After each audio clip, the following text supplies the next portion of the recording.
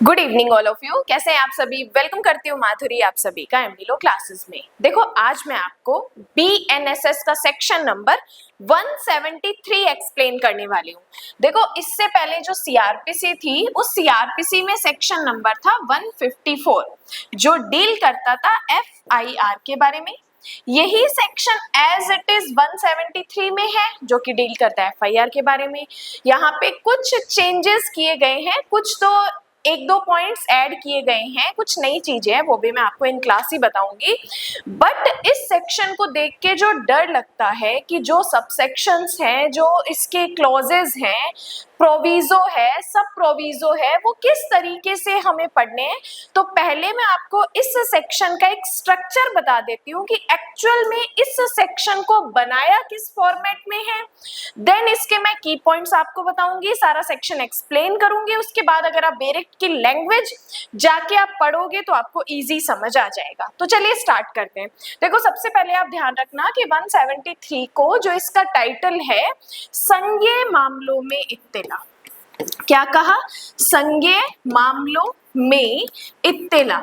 इसका मतलब है कि जब भी कभी कोई कॉग्निजेबल ऑफेंस होगा तो उसमें जब जब इंफॉर्मेशन दी जाएगी तो इंफॉर्मेशन कैसे दी जाएगी, इंफॉर्मेशन देने का मैनर क्या होगा, प्लस सामने वाला पर्सन, कौन सा पर्सन, जो पुलिस ऑफिसर है, वो उस इंफॉर्मेशन को कैसे नोट डाउन करेगा, क्या प्रोसेस फॉलो करेगा।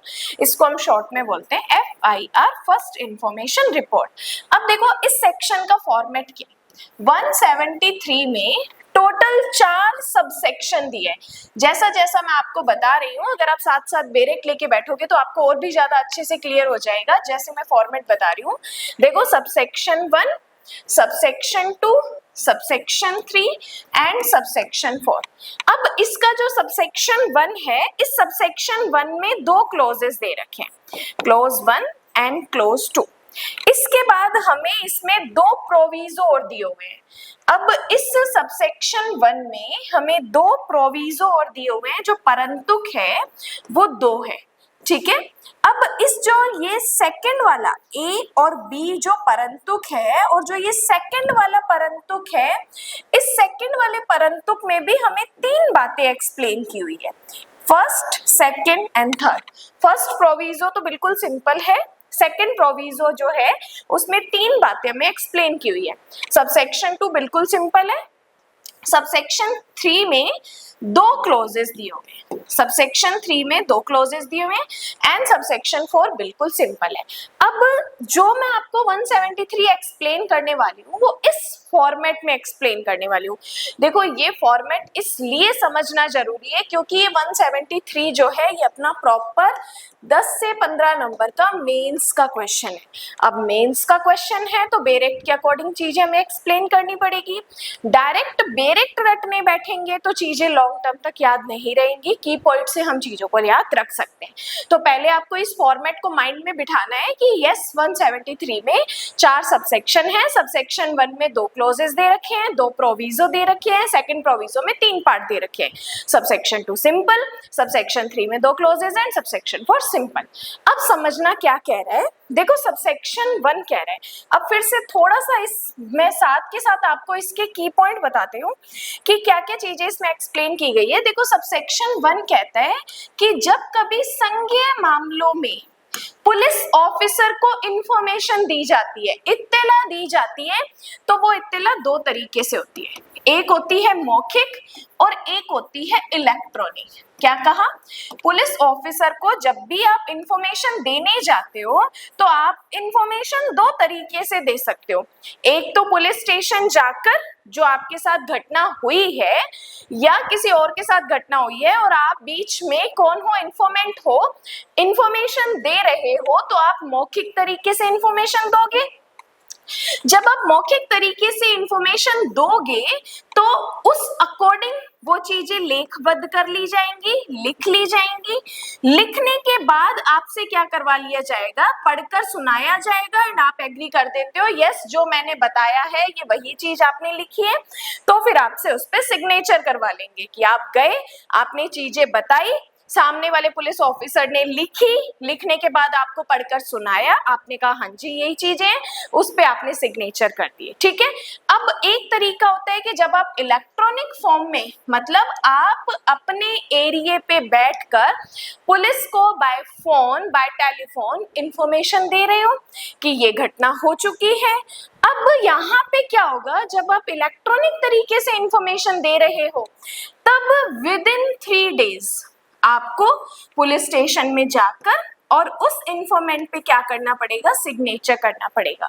मतलब इलेक्ट्रॉनिक तरीके से जब आप फोन पे इंफॉर्मेशन दोगे तब आपको 3 दिन के अंदर स्टेशन जाना पड़ेगा, पुलिस स्टेशन जाना पड़ेगा और वहां पे चीजों को जाके सिग्नेचर करना पड़ेगा। तो क्लियर, सबसेक्शन 1 में इंफॉर्मेशन देंगे 2 तरीके से, ओरल और इलेक्ट्रॉनिक। इलेक्ट्रॉनिक देंगे तो 3 days में हमें चीजों को जाकर सिग्नेचर करना पड़ेगा। अब बात आती है प्रोविजो की, परंतु की। देखो 2 परंतुक है। पहला परंतुक तो सिंपल ये कहते हैं कि जितने भी फीमेल से रिलेटेड मैटर है, फीमेल से रिलेटेड मैटर मींस कि रेप हो गया या फिर ऐसा गैंग रेप हो गया या फिर अन्य महिलाओं के साथ कोई अपराध हो गया, तब जो भी चीजें होंगी वो किसके द्वारा लिखी जाएंगी, महिला पुलिस ऑफिसर द्वारा लिखी जाएंगी। महिला पुलिस ऑफिसर द्वारा लेखबद्ध की जाएंगी। अब बात आती है सेकंड प्रोविजो की।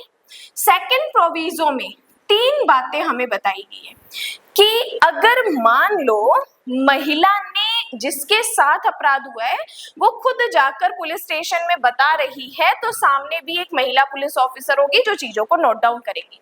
लेकिन अगर मान लो जिस महिला के साथ अपराध हुआ वो तो पुलिस स्टेशन जा ही नहीं सकती, क्या है वो अशक्त है, तो यहाँ पर पुलिस ऑफिसर कहाँ जाएगा, उस पुलिस ऑफिसर उस महिला के स्थान पर जाएगा। देन जरूरत पड़ी तो ट्रांसलेटर की हेल्प लेंगे एंड उसके घर पर या ऐसे स्थान पर जाकर पुलिस क्या करेगी, चीजों को नोट डाउन करेगी। मतलब महिला पुलिस स्टेशन आ जाती है तो महिला पुलिस ऑफिसर चीजों को लिखेगी, महिला पुलिस स्टेशन नहीं आ सकती है तो पुलिस ऑफिसर्स जाएंगे उसके स्थान पर चीजों को नोट करके आएंगे। अब जब महिला के पास जाएंगे तो उसकी वीडियो फिल्म बनाई जाएगी। जब हम महिला के पास जाके चीजों को नोट डाउन करेंगे तब उसकी वीडियो फिल्म तैयार की जाएगी। और यहाँ पर जो सेकंड प्रोविजो का number A, number B and number C हमें यहाँ पर बताता है कि जब भी जो स्टेटमेंट होते हैं, जो बताए जाते हैं, तो यहाँ पे मैजिस्ट्रेट क्या करेगा, 183 के अकॉर्डिंग उनको नोट डाउन करवाएगा। ठीक है, अब ये तो हुआ इतना टोटल हमारा सबसेक्शन 1।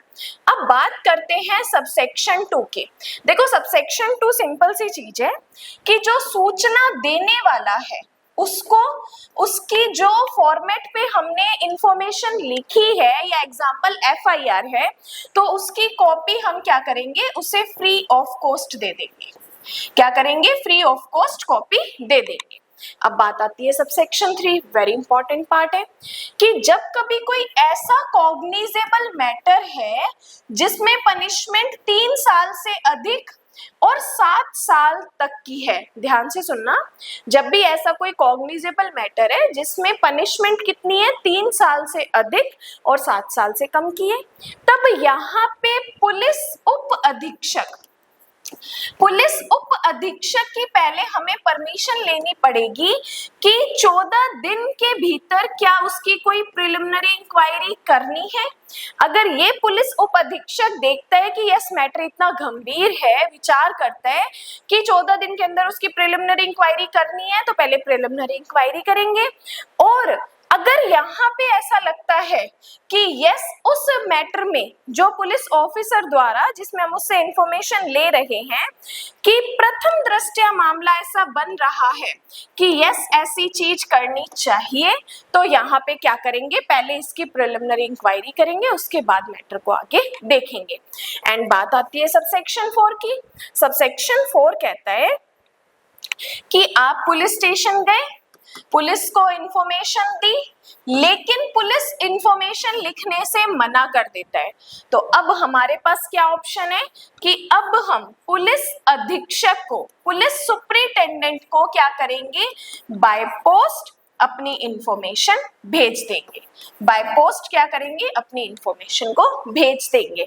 अब देखो यहाँ पर मैंने आपको इस 173 के सारे सबसेक्शंस दे दिए कि इस सेक्शन को याद कैसे करना है। अगेन मैं चीजों को आपको रिपीट करवा देती हूँ, इसके बाद आप मेरी रिक्वेस्ट पे या मेरे कहने पर आप एक बार बेरेक्ट देखना। इन की पॉइंट्स जो मैं बता रही हूँ आप अपने बेरेक्ट में ऐड कर लेना, ताकि जब जब आप रिवीजन करो तो आप चीजों को बहुत कम टाइम में और अच्छे से रिकॉल कर पाओगे।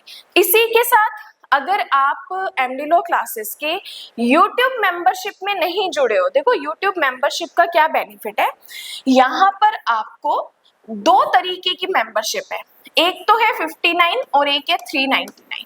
इस 59 की मेंबरशिप में अगर आपको सीपीसी पढ़ना है, यहाँ पर ऑर्डर 38, 39 तक, सेक्शन 1 से लेके ऑर्डर 38, 39 तक कंप्लीट मैंने सारी चीजें यहाँ पे एक्सप्लेन कर रखी है। तो 59 में आप पूरा घर पे बैठ के कंसेप्ट बेस्ड सीपीसी रिवाइज कर सकते हो।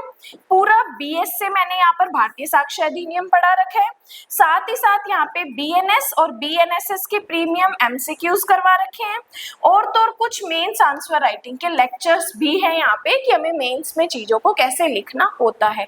तो ये इतना सब कुछ सिर्फ आपको 59 में मिल जाएगा, और 399 में जो 59 का कंप्लीट मैटर है वो तो आपको मिलेगा ही मिलेगा। प्लस अगर आप बीएनएस को जुडिशरी पॉइंट ऑफ व्यू से पढ़ना चाहते हो तो वो भी यहाँ पर है, प्लस डोमेस्टिक वायलेंस एक्ट है, पॉक्सो एक्ट है, इनको मैंने यहाँ पर चीजों को एक्सप्लेन कर रखा है बेरेक्ट के अकॉर्डिंग। तो ये दो मेंबरशिप है जिसमें आप बहुत कम प्राइस में भी चीजों को घर बैठ के रिवाइज कर सकते हो, घर बैठ के अपनी प्रिपरेशन को स्टार्ट कर सकते हो। और अगर आप ऐप पर जुड़ना चाहते हो, कंप्लीट प्री मेंस इंटरव्यू का बैच ज्वाइन करना चाहते हो, तो एमडी लॉ क्लासेस का ऐप डाउनलोड करके और आप अपने स्टेट के अकॉर्डिंग जो भी आपको जुडिशरीज में, एपीओ में जो बैच ज्वाइन करना है उसके लिए आप कर सकते हो।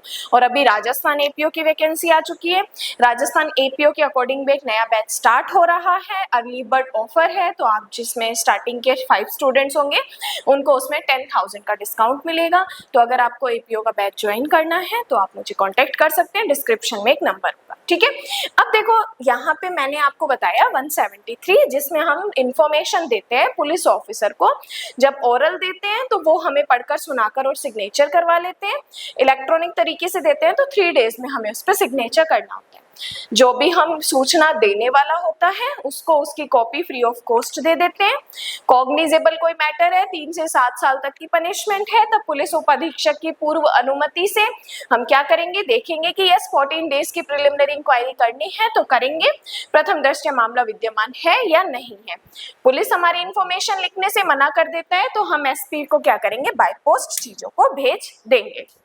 तो इस तरीके से चीजों को की पॉइंट से हमें पढ़ना होता है ताकि हम चीजों को लॉन्ग टाइम तक याद कर सके। अब देखो बेरेक्ट एक बार में समझ नहीं आती और डायरेक्ट बेरेक्ट रटने बैठते हैं तो चीजें याद नहीं होती।